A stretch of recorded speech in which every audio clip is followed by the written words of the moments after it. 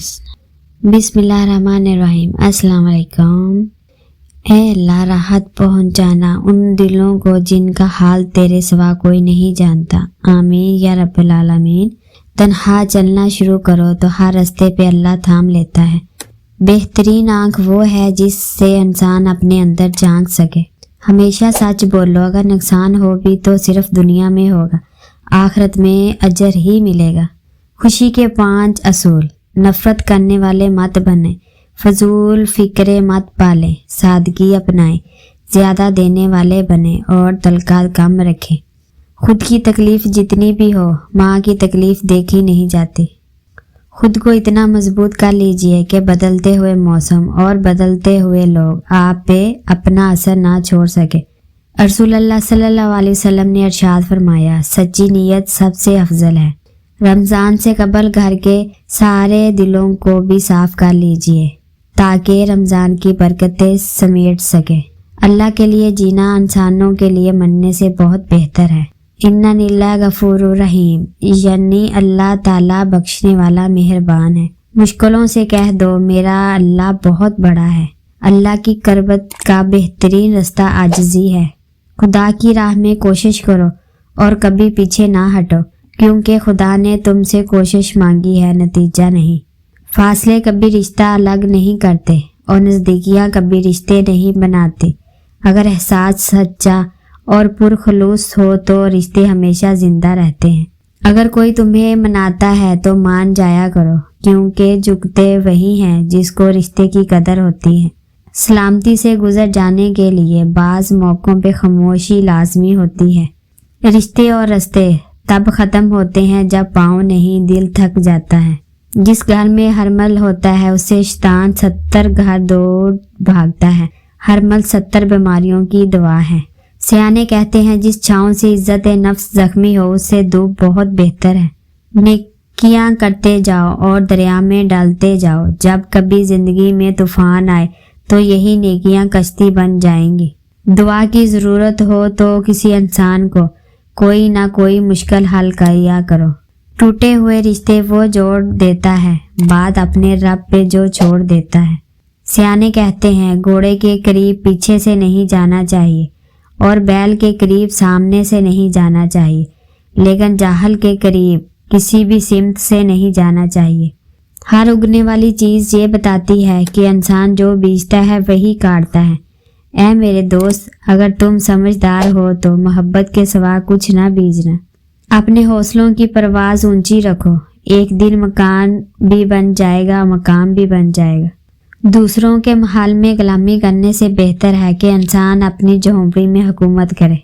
माँ बाप के साथ आपका सलूक ऐसी कहानी है जो लिखते आप हैं, लेकिन आपकी औलाद आपको पढ़ कर सुनाती है। फिक्र ना करो, मैं हर मुश्किल में तुम्हारे साथ हूँ। ये जुमला अक्सरियत से वो लोग बोलते हैं जो ज़रूरत पड़ने पे कभी भी मुयस्सर नहीं होते। नसीहत अगरचे नाखुशगवार होती है, लेकिन इसका अंजाम खुशगवार होता है। माँ हर रिश्ते का किरदार निभा सकती है, लेकिन माँ का किरदार कोई रिश्ता नहीं निभा सकता।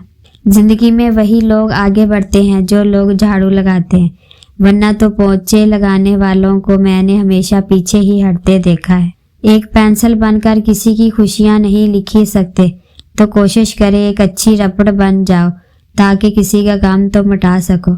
जिस तरह शबनम के कतरे मुरझाए हुए फूल को ताजगी बख्शते हैं, इसी तरह अच्छे लफ्ज मजूसी दिलों को रोशनी बख्शते हैं।